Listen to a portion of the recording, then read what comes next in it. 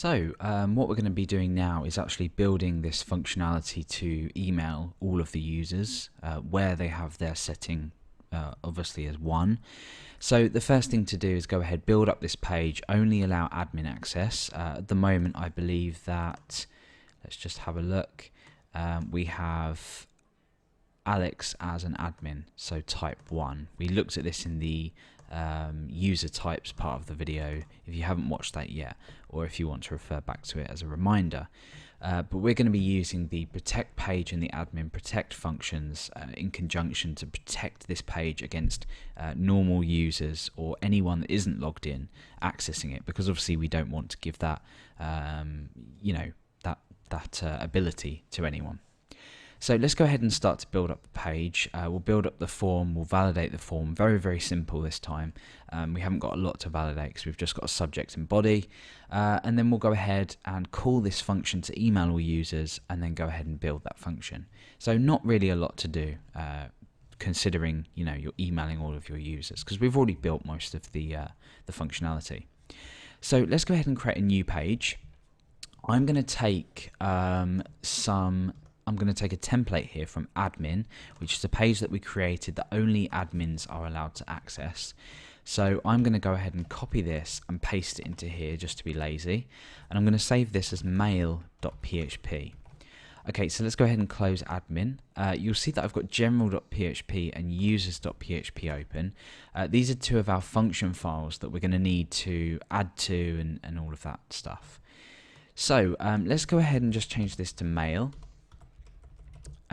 Or we'll say email all users, and we'll add our form down here in a moment. So let's go ahead and check this page out first of all. We'll log out and we'll try and access it. Brilliant. Let's try and log in as Billy and just try and access that. Okay, it's redirected us to the home page, well, the index page, which is good. We don't want to allow access. And now let's finally log in as my account, which is an administrator account, and we have this email or users page.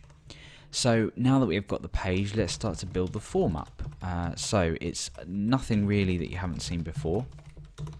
We're going to submit and validate this in exactly the same way as we've already been doing. So we need an unordered list in here and some list items. The first list item is going to be the email subject, which is going to be required. And this is just going to be an input field with the type text. We're going to give this a name of subject, makes sense. And let's proceed to the text area. So this is going to be the body of the email. Again, this is going to be required. And this is going to be a text area this time, so slightly different because we want a larger area. We're also going to go ahead and give this a name as well, and we'll just call this body. And lastly, we want to go ahead and obviously include our submit button. So input, and the type here is submit, and the value here is just going to be send. So let's go ahead and refresh here. You see we've got our form. This is slightly small, so let's go ahead and open up our CSS file. And just under here, I'm going to go ahead and add a new selector for all text areas. And I'm going to give all text areas a width of 400 and let's say a height of, say, 150. Perfect, that's a big enough space, so we can go ahead and close that now. Okay, so when we send this, we need to start validating. So both are required. We're not going to bother creating a required array because we're really not going to need much more data here. You can go ahead and make it, a lot better if you want. But let's go ahead and just open up some PHP tags under the header here. And let's go ahead and start to validate this. So what we want to do is we want to say if empty $_post is equal to false. This is going to mean that the form has been submitted and we've got some data in our post array. So let's just go ahead and echo A or something and click send. A, perfect. So we obviously don't want to echo A, we want to go ahead and start checking if things are empty or not. So we need an if, and we need to say if empty $_post subject. Now if this is equal to true, we want to append to our errors array, and we'll just say subject is required. We want to do exactly the same thing here, so a bit of repetition, but it just means we don't have to use that for each loop that we've used in previous parts. So for example, in settings, we use this for each loop, really because we have more potential for more fields here. So here we're just doing 2 if statements. So we need to check the body, and if result of empty on body is true, we want to say body is required. Okay, so now what we want to do is check. They're all the checks that we're going to do. We're not going to check for minimum length or anything like that. Now we want to check if the overall errors array is empty. So if empty errors is equal to false, that means we do have errors. So we're going to use our output errors function and pass in this errors array. Otherwise, we want to send email. And we'll just go ahead and echo send, just so we know that we've hit that point. Okay, so I'm going to click send. Subject is required, body is required. I'll just type in anything here. So, want to wear PHP Academy. And I'll just say hello there, just for now. So I'm going to go ahead and click send.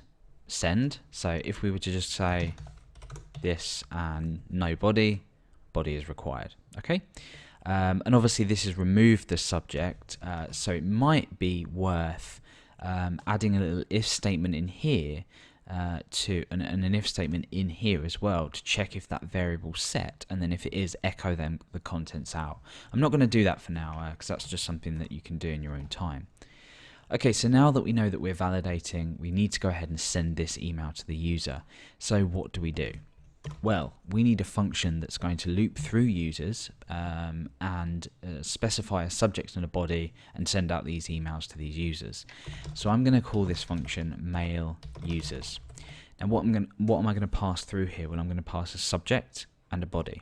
So $_post subject and $_post body. And when we've done that, we want to relocate to a success message. We've done this before, mail.php, and then a success query at the end there. And then I'm just going to exit. So we can now go ahead and test this with our success variable at the end here. If I go ahead and type in this and hello, and I click send, we get the success at the end here. Now this is going to prompt a confirmation message. So let's go ahead and do this. If something else is going to be all of this form down to here. Now let me just explain this in a moment. I'm just going to go ahead and indent all of this here. Now the reason this is we're checking if this success query is met or it's there, and if it is, we are going to say, you know, your email's been sent. Otherwise, we're going to show the form and all of this stuff as well. So if is set $_get success, if that's equal to true, and this variable is empty, which we don't need to check, but again, probably good practice.